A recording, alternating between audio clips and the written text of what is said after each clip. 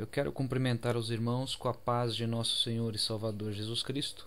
Estamos iniciando mais uma videoaula da Escola Bíblica Dominical da Igreja Apostólica Verdade e Vida. E como de costume, eu quero avisar os irmãos que além das videoaulas, nós também disponibilizamos semanalmente um esboço escrito de cada lição, bem como reflexões em áudio com base nas leituras diárias de cada lição também. E para os irmãos que tiverem interesse nesses materiais, nós estaremos deixando os links para download disponíveis logo abaixo do vídeo, bastando clicar na opção mostrar mais e os links eles aparecerão. E caso os irmãos prefiram receber os esboços escritos por e-mail, basta informar o seu endereço que nós estaremos cadastrando e semanalmente nós estaremos enviando para os irmãos. E eu quero lembrar ainda aos irmãos que os materiais de apoio que nós disponibilizamos para estudo tanto de alunos quanto de professores, eles não substituem as aulas presenciais, que no caso da nossa igreja ocorrem aí todos os domingos às 16 horas. E eu quero aproveitar também e pedir para os irmãos para que se inscrevam no nosso canal, para que assim possam receber automaticamente informações quando novos vídeos forem postados. E também quero pedir para os irmãos para que compartilhem os materiais, compartilhem os vídeos também em suas redes sociais, ajudando assim a divulgar cada vez mais a palavra de Deus. Estamos estudando neste terceiro trimestre de 2016 o tema O Desafio da Evangelização, obedecendo ao ID do Senhor Jesus de levar as boas novas a toda criatura. E a lição de hoje é a lição de número 2, que tem por título Deus, o primeiro evangelista. Bem, vamos então aos tópicos que serão abordados durante esta videoaula. Primeiramente, nós falaremos aí sobre a pregação do Evangelho, onde nós veremos que Deus ele foi o primeiro a pregar o Evangelho, ou seja, como o próprio título da lição diz, Deus ele foi o primeiro evangelista. Então nós veremos isto neste primeiro tópico desta videoaula. Em seguida nós falaremos sobre a chamada de Abraão, num contexto aí da pregação do Evangelho. A base aqui deste tópico, irmãos, é o item 1 da revista, tá? Então, apesar do título, nesse caso, especificamente o título está o mesmo, mas nos próximos tópicos a gente vai seguir a sequência da revista, mas com os títulos modificados, tá? Em seguida nós falaremos sobre as Sagradas Escrituras, nós vamos falar aí sobre a sua divisão, como ela está dividida, e sobre a sua mensagem central. E a base aqui ela é o item 2 da revista que os irmãos têm. E por último nós falaremos sobre o papel de Israel e o papel da igreja no que se refere aí ao trabalho de evangelização, ao trabalho evangelístico, ao trabalho de missões. E a base aqui vai ser o item 3 da revista. Enfim, irmãos, na lição de hoje nós iremos seguir a mesma sequência da revista. Obviamente que nós consideraremos aí conteúdo adicional em cada tópico, tendo a revista apenas como uma base para desenvolvimento do estudo. Somente a sequência lógica da revista que vai ser seguida. Bem, vamos então ao primeiro tópico, que é um tópico, apesar de introdutório, nós entenderemos através dele o porquê deste título, Deus, o primeiro evangelista. Bom, antes de mais nada, irmãos, nós precisamos entender algo muito importante, tá? Nós falaremos aqui neste primeiro tópico sobre a pregação do Evangelho. Então cabe aqui uma pergunta, pregação do Evangelho. Agora, que Evangelho é esse? Que a gente vai estar tratando aí sobre a pregação. Que Evangelho que é esse que deve ser pregado? Então nós estamos falando aqui do Evangelho do arrependimento, tá? Do arrependimento. Agora, arrependimento para quê? Arrependimento para o perdão dos pecados, ou seja, arrependimento dos pecados, de ter pecado, para que eles possam ser perdoados. Agora, perdão desses pecados, perdão de que maneira? De que forma? Como? A resposta está na tela dos irmãos. Crendo em Jesus e aceitando a Jesus como Senhor e como Salvador. Hoje em dia está muito comum pessoas que aceitam a Jesus como Salvador, mas não o aceitam como Senhor. Aceitá-lo como Salvador é aceitar o sacrifício que ele fez na cruz do Calvário para que nós fôssemos salvos. Agora, aceitá-lo como Senhor significa colocar-se na condição de servo, sujeitar-se à vontade de Jesus. Então, muitos querem ele como Salvador, mas não querem ele como Senhor. Mas nós precisamos aceitá-lo, As pessoas precisam aceitá-lo como Senhor e Salvador, assim como nós aceitamos como Senhor e Salvador, não somente como Salvador. Ou seja, irmãos, nós estamos falando aqui do evangelho verdadeiro, do evangelho genuíno, que envolve o arrependimento por perdão dos pecados através de Cristo Jesus. Em outras palavras, nós estamos falando aqui do evangelho da salvação, do evangelho da maravilhosa graça que vem por meio da fé. Inclusive no trimestre passado, os irmãos que tiveram a oportunidade de acompanhar os estudos, nós estudamos exatamente sobre este tema, sobre a maravilhosa graça, tendo aí por base a epístola de Paulo aos Romanos. Então, irmãos, todas as vezes que nós falarmos sobre evangelização, não somente aí, nesta lição, mas no decorrer de todo o trimestre, trata-se da pregação do evangelho verdadeiro, do evangelho da salvação através de Jesus Cristo. Então, esse evangelho que a gente vai estar falando é o evangelho genuíno, é o evangelho da salvação. Salvação pelo arrependimento e perdão dos pecados através de Jesus Cristo, aceitando como Senhor e Salvador.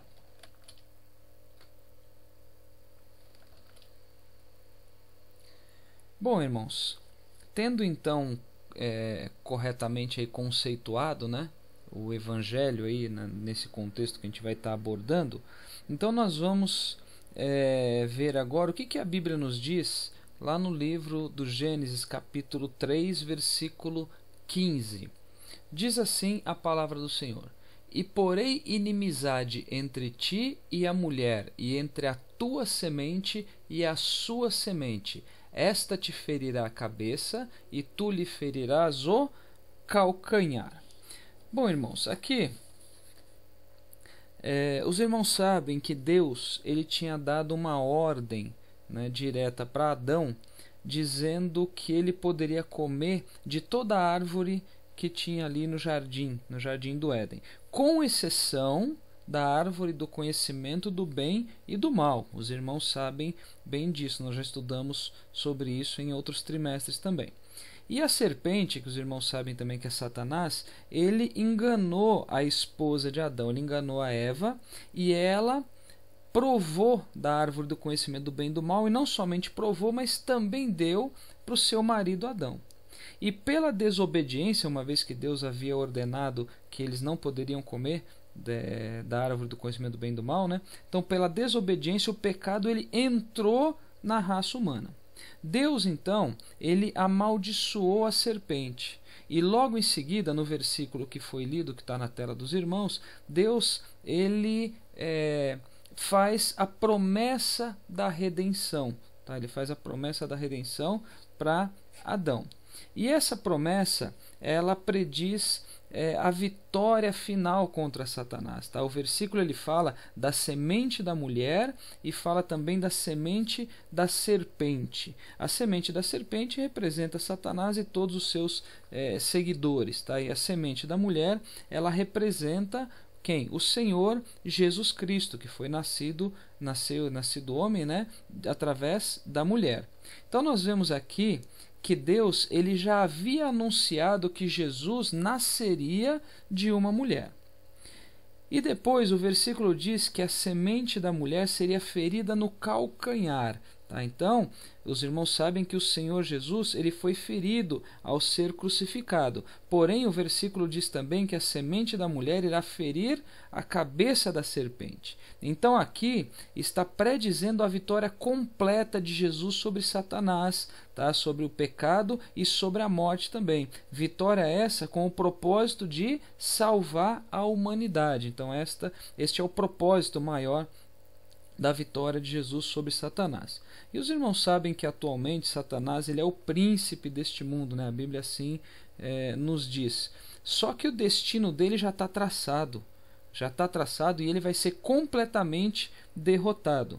Tá? Quando tudo se consumar, os irmãos sabem, quando nós estudamos sobre o final de todas as coisas, quando tudo se consumar, Satanás ele vai ser lançado no lago de fogo e enxofre por toda a eternidade. E lá ele vai ficar, junto com quem? Com o falso profeta, junto com o anticristo e junto com todos os seus seguidores. Quem são os seguidores? Aqueles que negaram a Jesus de Nazaré. Então é isso que este versículo nos traz a reflexão, tá?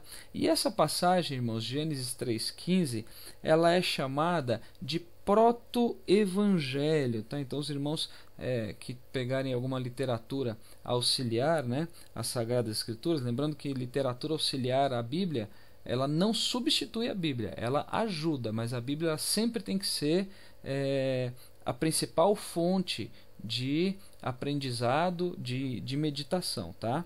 Então, essa passagem é chamada de proto-evangelho. Esse termo ele aparece bastante em literaturas auxiliares.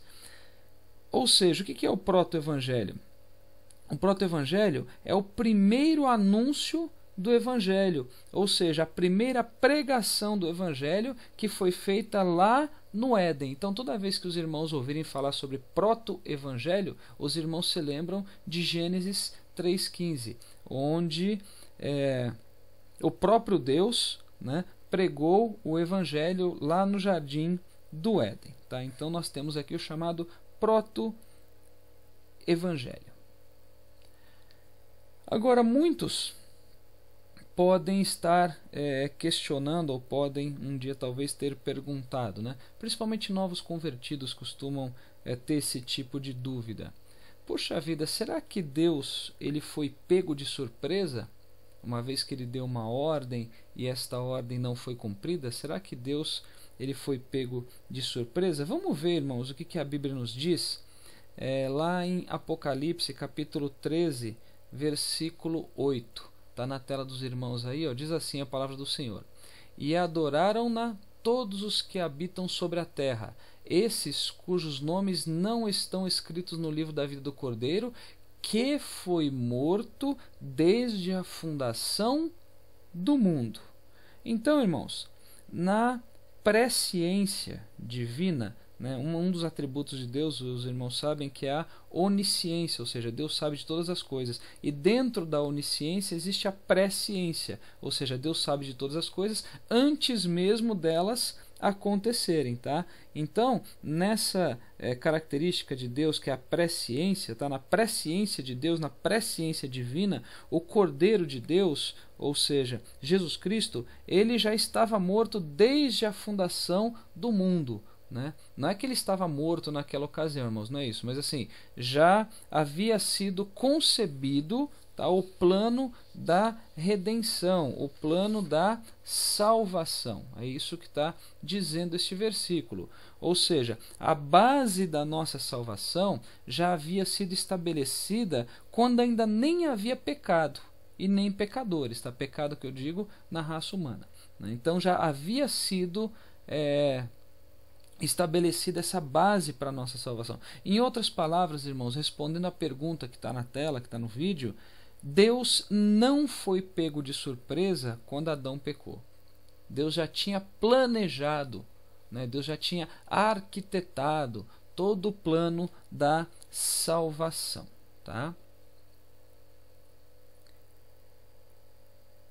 E nós vemos, então, irmãos, que Deus ele também evangelizou, tá? Ou seja, Deus ele foi um evangelista, uma vez que ele anunciou o evangelho da salvação da humanidade através de Jesus Cristo, que é a semente da mulher. Tá? Nós vimos isso quando Deus, lá em Gênesis 3,15, que nós lemos, ele evangelizou, né? Ele usou o chamado proto-evangelho, tá? Já para revelar o plano da salvação desde o jardim do Éden. Então Deus, ele evangelizou, e Deus fez isso muitas vezes na Bíblia. Tá? Deus evangelizou primeiramente por palavras. Tá? Deus, ele evangelizava por palavras, tanto de forma direta quanto de forma indireta. Tá? Mas como assim forma direta e forma indireta? Deus, ele evangelizava por palavras de forma direta quando ele mesmo anunciava o evangelho, quando ele mesmo evangelizava. E ele anunciava por palavras de forma indireta quando ele usava os profetas para isso. Tá?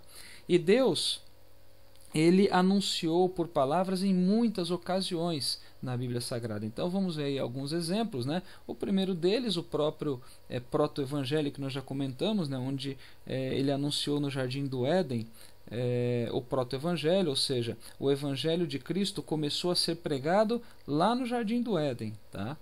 Um outro exemplo, quando Deus anunciou o evangelho a Abraão de forma implícita dentro de uma promessa que ele fez para Abraão, que está lá em Gênesis capítulo 12, tá? Os 3 primeiros versículos.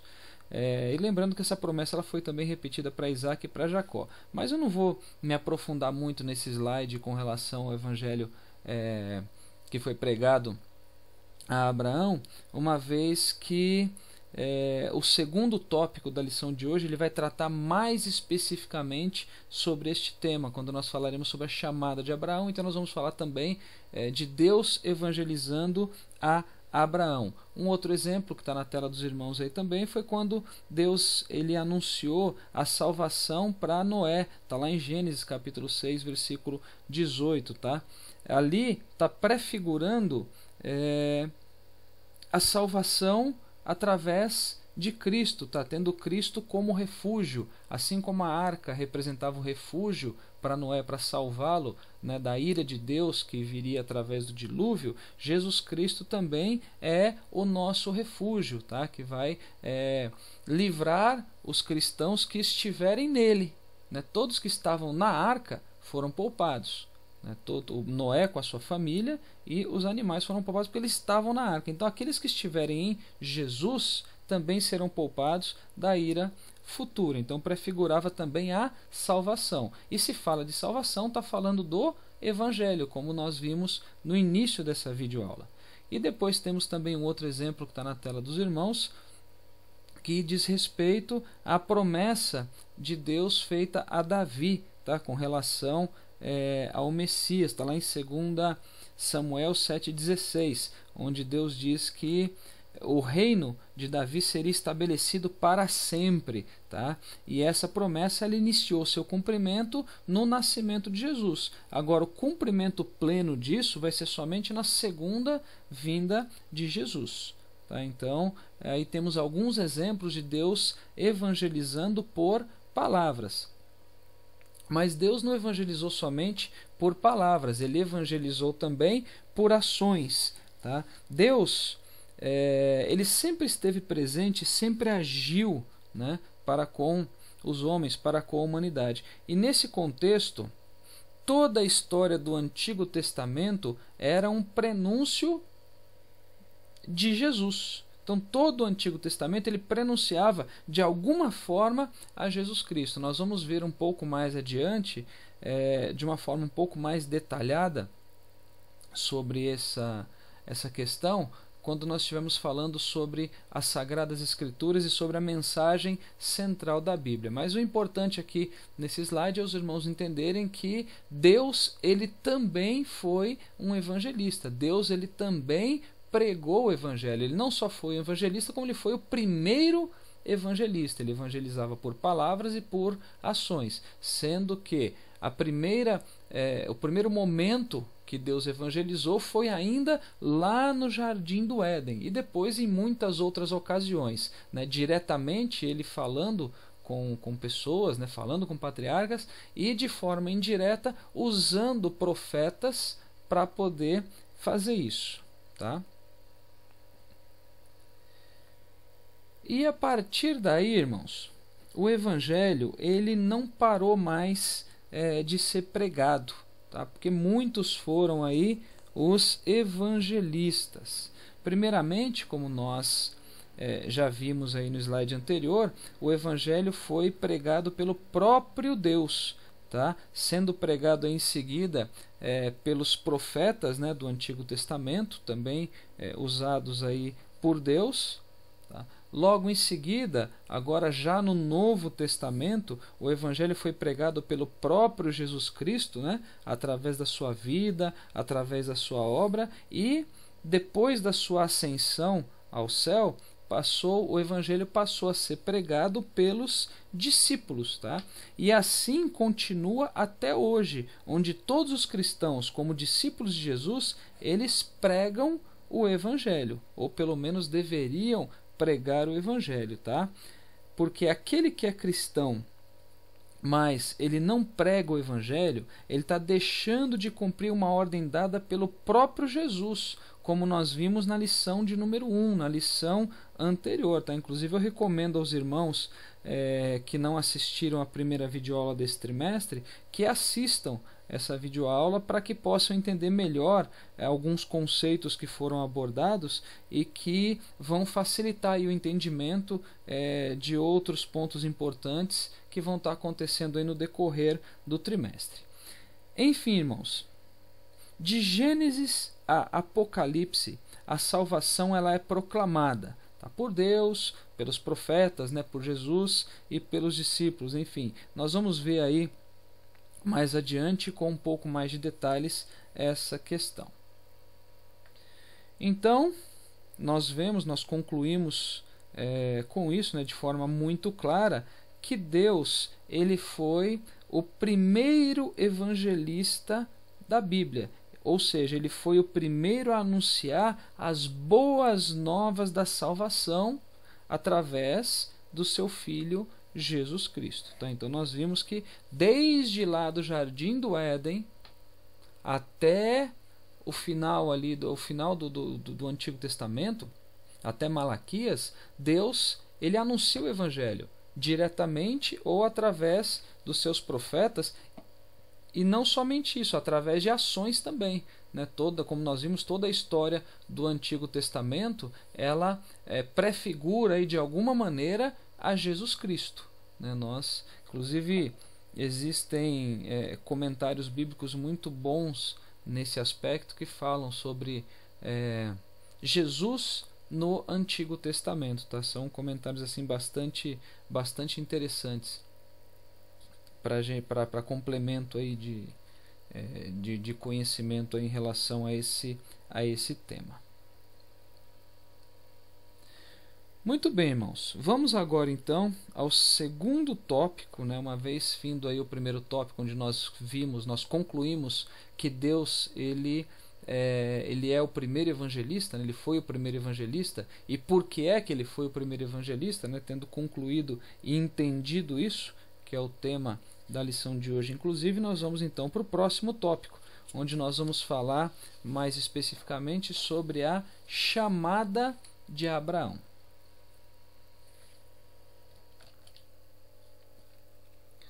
Vamos ver então o que nos diz a Bíblia Sagrada lá no livro do Gênesis, no capítulo de número 12, nos 3 primeiros versículos de 1 ao 3. Diz assim a palavra do Senhor, está na tela dos irmãos também.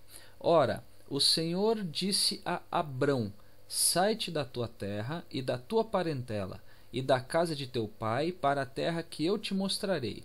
E far-te-ei uma grande nação, e abençoar-te-ei e engrandecerei o teu nome, e tu serás uma bênção. E abençoarei os que te abençoarem, e amaldiçoarei os que te amaldiçoarem, e em ti serão benditas todas as famílias da terra. Bom, irmãos,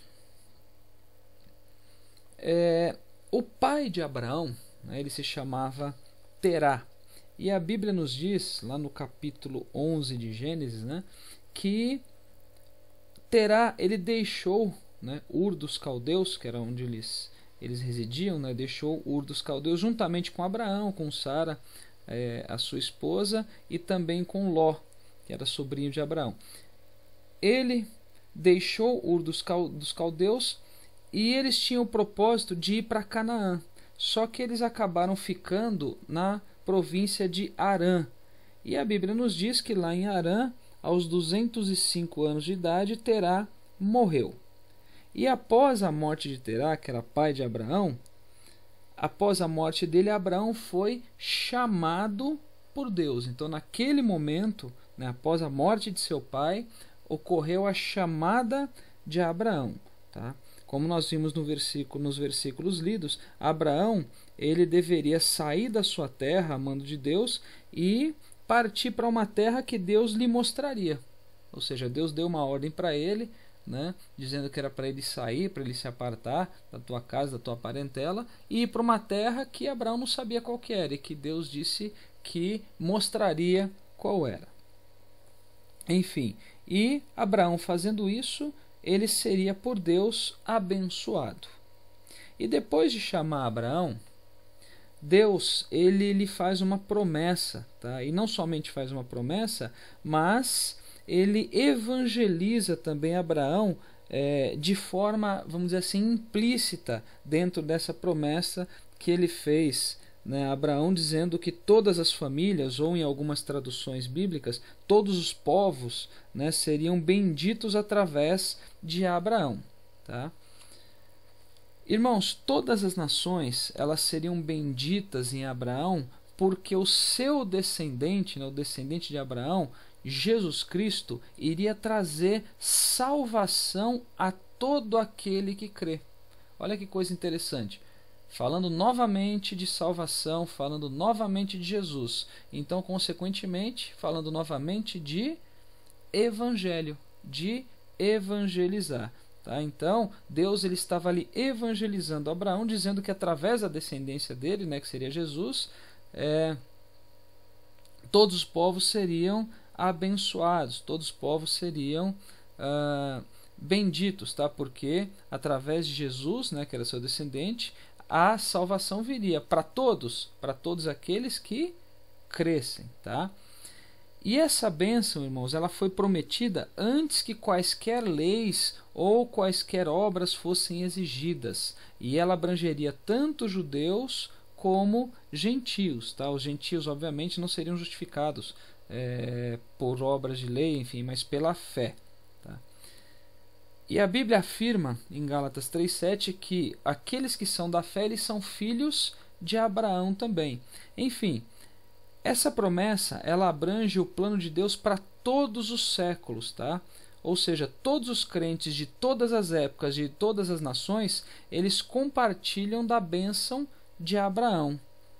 Então, nós podemos concluir aqui que a chamada de Abraão, ela não era por nenhum tipo de, como diz o comentarista Neves, não era por favoritismo pessoal, mas o propósito era o bem-estar da humanidade.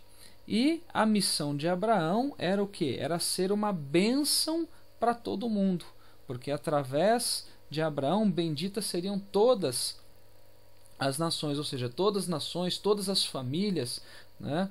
Todos os povos, em algumas traduções, eles seriam abençoados através de Abraão. Então a missão de Abraão era ser uma bênção para toda a humanidade.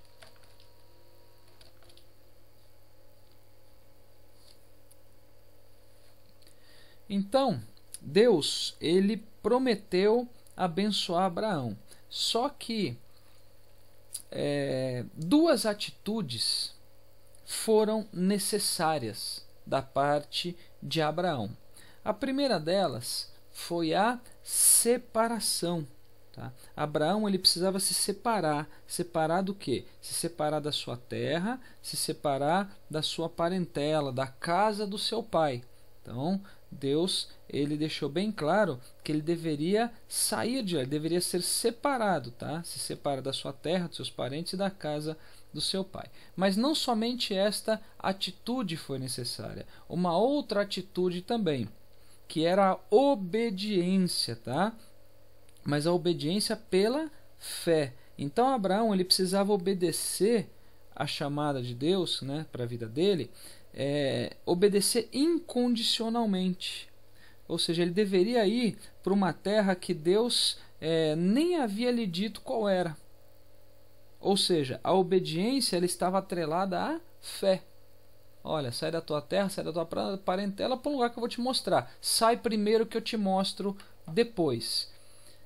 Ou seja, Deus ele não revelou para Abraão qual era todo o projeto, mas ele disse para Abraão qual era a atitude que Abraão teria que ter. E a mesma coisa acontece conosco. Deus ele nos diz o que tem que ser feito, uma vez que a gente tem uma atitude, que a gente obedece ao Senhor, depois ele diz qual a próxima atitude, qual o próximo passo, qual a próxima coisa que deve ser feita para que os propósitos venham a se cumprir na nossa vida, para que nós sejamos abençoados, né? Mas nem sempre ele vai revelar qual que é o projeto todo, tá? Então a gente tem que aprender a obedecer e obedecer pela fé. Então essas duas atitudes elas foram necessárias, tá? Deus prometeu abençoar Abraão, mas essas atitudes do lado de Abraão elas eram necessárias. E nós vamos ver, irmãos, que na vida do cristão isso não é diferente. Agora, para nós concluirmos isso, é necessário que nós entendamos alguns pontos, que a gente venha entender alguns pontos antes, tá? Então, primeira coisa, quando nós falamos sobre pecado, tá? Nós sabemos aí que existem basicamente, tá aí na tela dos irmãos, 2 tipos de pecado. Isso nós aprendemos quando nós estudamos sobre o livro de Tiago, tá? Então existe aí o chamado pecado de comissão, tá? Que é o pecado pelos atos, tá? Pelos atos cometidos. E também tem o pecado de omissão, que é aquele pecado pela falta de atitude, pela falta de atos. Em outras palavras, pecado de comissão é quando se faz aquilo que Deus diz para não fazer. E pecado de omissão é quando não se faz aquilo que Deus disse para fazer. Então essa é a diferença entre o pecado de comissão e o pecado de omissão. Então reparem, irmãos, que tanto no pecado de comissão quanto no pecado de omissão, ambos são consequência da desobediência, tá? Ou seja, se eu faço o que Deus disse para eu não fazer, eu estou sendo desobediente. Assim como se eu deixo de fazer aquilo que Deus disse para eu fazer, eu também estou sendo desobediente, tá? Então, isto posto, o cristão, irmãos, em relação ao pecado, ele deve ser separado, ou seja, deve haver uma separação, tá, do cristão em relação ao pecado. E nós sabemos, irmãos, que separação em relação ao pecado nada mais é do que a santificação. Nós já falamos em outras videoaulas que ser santo é ser separado do pecado, ser separado do mundo no que diz respeito à sua forma de viver. E, sendo separado do pecado, consequentemente, nós não desobedeceremos a Deus, ou seja, nós viveremos em obediência, tá? Então, irmãos, reparem que nós temos aqui as duas mesmas condições, né, as mesmas atitudes que nós vimos com relação à promessa feita a Abraão, né, as atitudes que Abraão precisou ter, a separação e a obediência pela fé. Então, é a mesma coisa na vida do cristão, tá?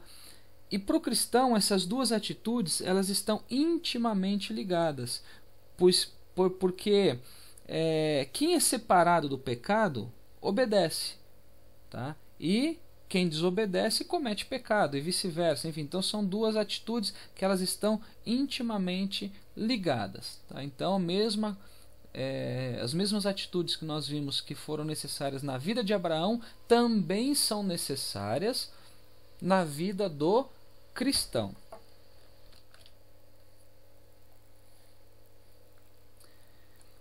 E um outro ponto, irmãos, importante que nós aprendemos aí com a chamada de Abraão, além da necessidade, né, de separação, no que se refere à santificação, e da necessidade também de obediência, outro ponto importante que nós aprendemos é a respeito da missão do cristão. Da mesma forma, irmãos, que Abraão ele tinha a missão de ser uma bênção para todos os povos, como nós vimos, nós também temos que ser uma bênção. Tá? Isso significa que quem tem chamada de Deus tem que ser uma bênção. Quem tem chamada de Deus é sempre para ser bênção para as outras pessoas, é sempre para ser uma bênção na vida das outras pessoas. Então, enfim, nós entendemos aqui nesse tópico sobre a chamada de Abraão, né, que Abraão foi chamado por Deus, vimos sobre as atitudes que foram necessárias por parte de Abraão, que era a separação e a obediência. Vimos também que a missão dele era ser uma bênção para todos os povos, para todas as famílias, para todas as nações, enfim, dependendo da tradução. E nós vimos também que assim que Deus fez a chamada de Abraão, Deus também o evangelizou, porque Deus já estava falando para ele que estava implícito na promessa feita a Abraão a vinda do Salvador. Para quê? Para que todas as nações fossem, todas as famílias fossem abençoadas. Bom, vamos então agora aí ao próximo tópico, onde nós vamos falar sobre as Escrituras, tá? E sobre a sua mensagem central. Bom, irmãos, como nós vimos aí em instantes, como nós comentamos, de Gênesis a Apocalipse, a salvação através de Cristo ela é pregada. Tá? Então ela é pregada de Gênesis a Apocalipse. Nós já concluímos isso. Então agora nós vamos entender um pouco melhor essa questão. Só que antes disso, para que a gente possa entender bem esse tema, é necessário também nós fazermos aí uma pequena revisão no que se refere à estrutura da Bíblia Sagrada. Tá? Depois os irmãos vão entender bem o porquê que é necessária essa explanação. Pode ser que no primeiro momento os irmãos achem estranho a gente estar falando sobre isso, mas depois os irmãos vão entender bem. Mas vamos lá. Primeiro, sobre o Antigo Testamento. Tá? Então, como que é dividido o Antigo Testamento? Primeiramente, nós temos aí os chamados livros da lei, que são aí os primeiros 5 livros da Bíblia Sagrada, né? Que vai de Gênesis até Deuteronômio. Eles são também chamados normalmente aí de Pentateuco, tá? E esses livros, irmãos, eles tratam da origem de todas as coisas, tratam da lei e tratam também do estabelecimento da nação israelita. Em seguida, nós temos os chamados livros históricos, que vão aí de Josué até o livro de Esther. Tá? Então, esses livros eles falam da história de Israel nos seus vários períodos, tá? Desde o período lá da teocracia, né? Na época dos juízes, fala sobre a monarquia também, né? Sobre o reinado de Saul, de Davi, de Salomão, enfim. Fala sobre a divisão do reino depois, né? Sobre o cativeiro, fala dos reinos de Judá e de Israel, né? Depois que eles foram divididos, enfim. Fala sobre o cativeiro de Judá na Síria, de Israel na Babilônia, fala também do pós-cativeiro, né? Fala de Zorobabel, Esdras e Neemias em conjunto com profetas contemporâneos, enfim, tudo isso está neste conjunto de livros históricos que tratam aí da história de Israel. Depois nós temos os chamados livros poéticos, que vão aí desde Jó até Cantares de Salomão. Eles são chamados, irmãos, de livros poéticos por causa do seu gênero, tá? E do seu conteúdo. E algumas literaturas chamam eles também de devocionais. E por último, no Antigo Testamento ainda, nós temos, encerrando, né, o Antigo Testamento, nós temos os chamados livros proféticos, tá? Que vão de Isaías até Malaquias. totalizando aí 17 livros, tá? Sendo que os 5 primeiros eles são chamados de profetas maiores e os outros de profetas menores, tá? Agora esses nomes maiores e menores eles se referem ao tamanho dos livros, tá? A quantidade de conteúdo. Enfim, os livros proféticos eles falam sobre o futuro dos povos, tá? Contendo profecias, por isso que chamam livros proféticos, tá? Então eles contêm basicamente 5 tipos de profecia. Primeiro, fala sobre a situação de Israel aí durante períodos diferentes da história, fala sobre o exílio da nação, fala sobre o retorno a Jerusalém, sobre a vinda de Cristo e sobre a volta de Cristo também. Todos eles, com exceção da volta de Cristo, todos eles já se cumpriram, tá? Agora, antes de nós passarmos, irmãos, para a divisão do Novo Testamento, nós temos aqui um ponto importante para a gente entender. Se os irmãos observarem na revista de vocês, no tópico 2, o comentarista ele fala o seguinte, né, nos subtópicos. Ele fala que a lei de Moisés é evangélica, fala que a história de Israel é evangélica, fala que a poesia de Israel é evangélica e fala que os profetas são evangélicos também. O que ele quis dizer com isso, tá? É bem simples, irmãos, agora tendo entendido essa divisão do Antigo Testamento. Quando ele fala sobre a lei de Moisés, dizendo que ela é evangélica, quando ele fala sobre a lei de Moisés, ele está se referindo aos livros da lei. Quando ele fala sobre a história de Israel, ele está se referindo aos livros históricos. Quando ele fala sobre poesia de Israel, ele está se referindo aos livros poéticos. E por último, quando ele fala sobre os profetas, ele está se referindo aos livros proféticos. Ou seja, o comentarista está referenciando no tópico 2 todo o Antigo Testamento, tá? E quando ele diz que cada um desses grupos de livros é evangélico, significa que todos eles trazem a mensagem do Evangelho, a mensagem da salvação através de Jesus Cristo, tá? Em outras palavras, ele está dizendo que todo o Antigo Testamento tem como tema central a salvação através de Cristo. Tá? Então é por isso que a gente fez essa explanação aí da divisão do Antigo Testamento para os irmãos, para entender o tópico 2 da revista. Continuando agora, irmãos, no caso do Novo Testamento, agora vamos para o Novo Testamento. Nós temos aí a seguinte divisão, tá? Os 4 primeiros livros aí de Mateus a João, eles são chamados de biografias, tá? Biografia, irmãos, segundo o dicionário, significa a história da vida de um personagem. Aí, nesse caso, o Evangelho de Mateus, Marcos, Lucas e João, eles descrevem a vida terrena e também o ministério de Jesus Cristo, tá? Então, por isso que se chama biografia. Depois, nós temos um livro histórico, que é o livro de Atos dos Apóstolos, tá? Que ele registra a história. História do quê? Da igreja primitiva. A história da forma de viver da igreja primitiva e também da propagação do Evangelho. Depois, nós temos a terceiro ponto de divisão do Novo Testamento, que são as epístolas, tá? Que vão aí de Romanos até Judas, tá? As epístolas são cartas que contêm a doutrina de Cristo para a igreja, tá? Sendo que em sua grande maioria elas foram escritas aí por Paulo, tá? As que são escritas por Paulo são chamadas de epístolas paulinas, tá? Que vai aí de Romanos até Filemon, tá? E de Hebreus até Judas são chamadas de epístolas gerais ou epístolas universais, enfim.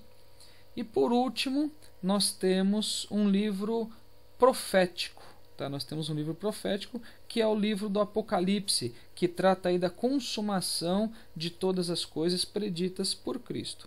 Enfim, irmãos, nós temos aqui a divisão da Bíblia, tá? E nós podemos entender também as referências do comentarista no tópico 2 da revista.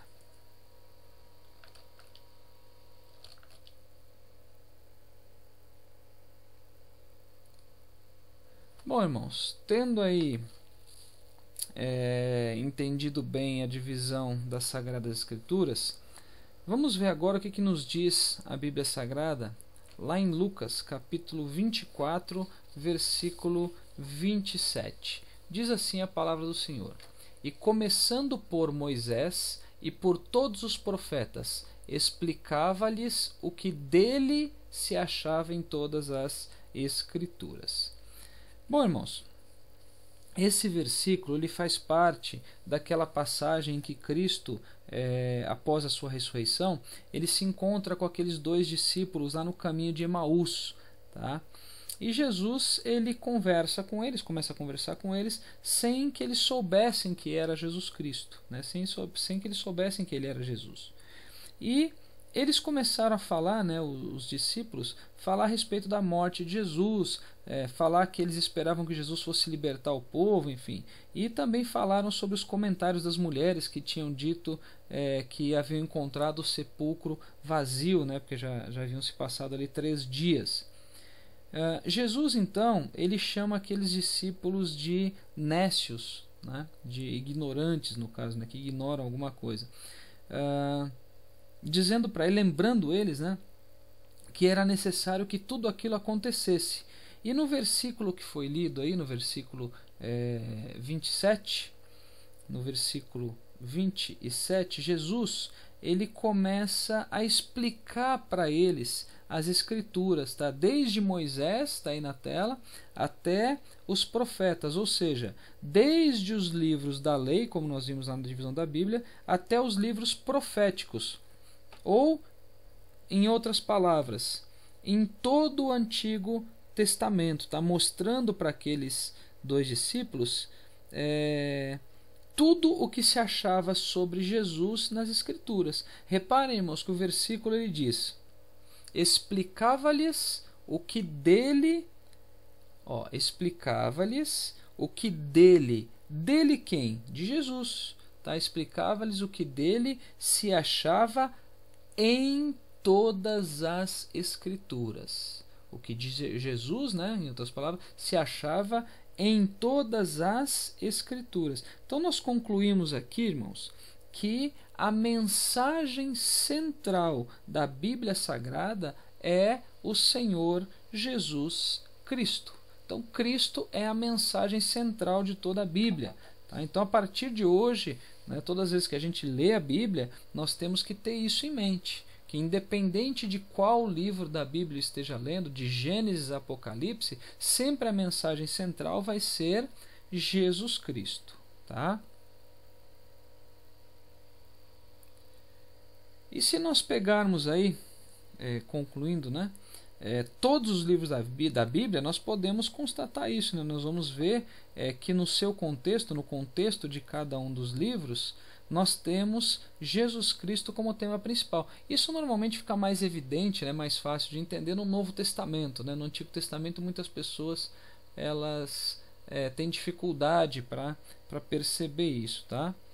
Então, todos os livros da Bíblia eles têm em seu contexto Jesus Cristo como mensagem. Então vamos ver aqui rapidamente, tá? Só uma leitura rápida mesmo. A gente não vai se aprofundar em nenhum deles, mas só para os irmãos terem uma ideia, né? Nós fomos lá em Gênesis, Jesus ele é apresentado, ele é prefigurado aí como a semente da mulher. Lá em Êxodo ele é o cordeiro pascal, em Levítico ele é o sacrifício expiatório, né, pelos pecados, em Números é a rocha ferida, em Deuteronômio ele é o profeta, em Josué ele é o capitão dos exércitos do Senhor, em Juízes ele é o libertador, em Ruth ele é o parente divino, 1ª e 2ª Samuel ele é o verdadeiro profeta, 1ª e 2ª Reis e 1ª e 2ª Crônicas ele é o rei prometido, lá em Esdras ele é o restaurador, em Neemias ele é a nossa força, em Esther ele é o advogado, lá em Jó ele é o nosso redentor, em Salmos ele é socorro e alegria, ele também é o bom pastor, né? Em Provérbios e Eclesiastes ele é a sabedoria de Deus, em Cantares ele é o amado, em todos os livros dos profetas, né, desde Isaías até Malaquias ele é o Messias prometido, nos evangelhos, ou melhor, no Evangelho, né, que é um evangelho só, segundo escreveu Mateus, Marcos, Lucas e João, ele é o Salvador do mundo. Em Atos dos Apóstolos ele é o Cristo ressurgido. Nas epístolas, né, ou nas cartas, que vai de Romanos a Judas, ele é o cabeça da igreja. E em Apocalipse ele é o Alfa e o Ômega. Então os irmãos veem aqui claramente que Jesus ele é declarado diretamente em alguns livros, em outros ele já é pré-figurado. Então a mensagem central, novamente, né, das Escrituras é o Senhor Jesus de Nazaré. Então, irmãos, tendo aí Jesus Cristo, né, como mensagem principal da Bíblia, todos os livros da Bíblia, ou seja, os 66 livros da Bíblia, eles podem ser resumidos, como diz o pastor Antônio Gilberto, né, no seu livro A Bíblia através dos séculos, né, pode ser resumido em 5 palavras que se referem diretamente a Jesus Cristo. Tá? Primeiro, preparação. Tá? Então, todos os livros, né, os 39 livros aí do Antigo Testamento, de Gênesis a Malaquias, eles tratam da preparação, tá, para o advento de Jesus Cristo.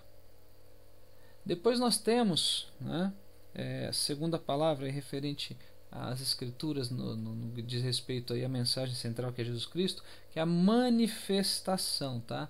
Então, o Evangelho aí de Mateus, do livro, né, de Mateus até João, trata especificamente da manifestação de Cristo, né? Lembrando novamente aí que não se tratam de 4 evangelhos, mas sim de um único evangelho, que é o evangelho de Jesus Cristo, ou seja, a biografia de Jesus Cristo, as boas novas da salvação através de Jesus Cristo, segundo escreveu Mateus, Marcos, Lucas e João. A outra palavra que resume também isso é propagação. Tá? Então, o livro de Atos dos Apóstolos ele trata da propagação da mensagem de Cristo. Está falando aí sobre o início da igreja, a história da igreja, a propagação do Evangelho. Depois nós temos a explanação. Tá? Então, toda a doutrina, irmãos, de Cristo, ela é explanada através das epístolas, né? Ou cartas, tá? Que vão aí de Romanos até Judas. E por último nós temos a consumação. Então o livro do Apocalipse ele trata da consumação de todas as coisas que foram preditas através de Cristo. Então aqui nós temos, resumindo aí em 5 palavras, tá? Jesus Cristo como tema central das Sagradas Escrituras. Tá? Então, primeiro, preparação, né, que trata da preparação propriamente dita para o advento de Cristo. Depois nós temos a manifestação, né, que fala especificamente, né, do próprio Cristo, né, da sua vida e a sua obra. Depois nós temos a propagação, que fala sobre a propagação da mensagem de Cristo, né, falando sobre a igreja. Depois nós temos a explanação do quê? Da doutrina de Cristo através das epístolas, de Romanos a Judas, e nós temos por último a consumação, né? Consumação do que? De todas as coisas. Que coisas? Que foram preditas através de Jesus Cristo. Então aqui nós temos essas 5 palavras que resumem isso. Muito bem, irmãos. Tendo finalizado aí o tópico sobre as Escrituras e sobre o seu tema central, vamos agora ao último tópico, onde nós vamos falar sobre o papel de Israel e também sobre o papel da igreja no que diz respeito à questão do evangelismo, tá? Da evangelização, melhor dizendo, que é o tema deste trimestre. Então vamos ver inicialmente aí o que nos diz a Epístola de Paulo aos Romanos no capítulo 9, nos versículos 4 e 5, tá aí na tela dos irmãos. Diz assim a palavra do Senhor: que são israelitas, dos quais é a adoção de filhos, e a glória, e os concertos, e a lei, e o culto, e as promessas, dos quais são os pais, e dos quais é Cristo, segundo a carne, o qual é sobre todos, Deus bendito eternamente. Amém. Bom, primeiramente nós precisamos entender sobre a importância de Israel no que se refere ao Evangelho da Salvação, ou seja, no que se refere ao Evangelho de Jesus, tá? O comentarista ele deixa isso bem claro na revista, né? Falando que Israel ele contribuiu para a evangelização porque através deles que vieram, né, os patriarcas, né? E Jesus ele descende deles também. Porém, irmãos, eles falharam em seu trabalho de missões, tá? Em seu trabalho de pregação do Evangelho. Eles haviam sido preparados com as bênçãos de Deus para receberem a Cristo, tá? E mesmo gozando aí de diversos benefícios e privilégios, né, que nós vimos lá nos versículos lidos, né, que fala dos concertos, que fala de todos os benefícios, né, todos esses privilégios, mesmo assim os judeus eles ainda se mantiveram incrédulos com relação a Jesus Cristo, tá? Então eles falharam nessa missão de pregar o Evangelho. Agora, não significa que eles deixaram de ser a nação escolhida por Deus, tá? Porém, a missão deles não foi devidamente cumprida. E essa missão, ela agora passou a ser da igreja, tá? Então, essa missão, ela foi transferida para a igreja. E essa missão, ela não vai mais ser transferida para nenhum outro povo. É como se o ponto final aí, né, da missão de pregar o Evangelho, pode-se assim dizer, é a igreja, tá? Então, essa missão ela foi transferida de Israel para a igreja e não será transferida da igreja para nenhum outro povo.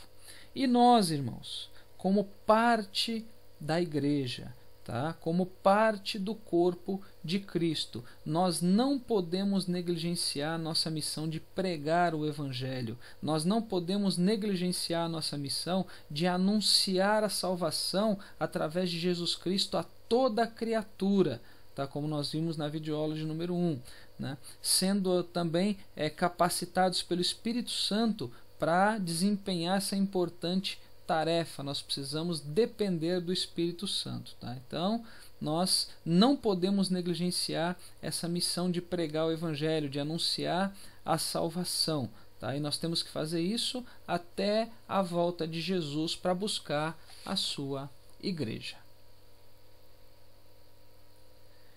Enfim, irmãos, chegamos aí ao final de mais uma videoaula. Que Deus abençoe os irmãos e eu amo cada um de vocês em Cristo Jesus.